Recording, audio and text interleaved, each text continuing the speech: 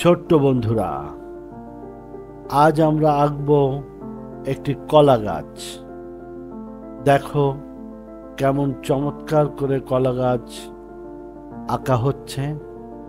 প্রথমে পেন্সিল দিয়ে শুধু দাগ কাটছে আর ধীরে ধীরে হয়ে যাচ্ছে একটি কলা গাছ। কলা গাছে কলাও ধরেছে। আবার তোমরা চেষ্টা করো নিজেদের খাতায়, এবং তোমরা ছবিটি এঁকে সুন্দর করে রং করবে, দেখবে খুবই সুন্দর দেখাবে। এবার আসি আমরা একটি গোলাপ কিভাবে আঁকতে হয়। খুব সুন্দর হাতের কারসাজিতে পেন্সিলের আঁচড়ে একটি চমৎকার সতেজ গোলাপ অঙ্কিত হচ্ছে। তোমরা সবাই সুন্দর করে দেখো এবং খাতায় নিজে নিজে আঁকার চেষ্টা করো।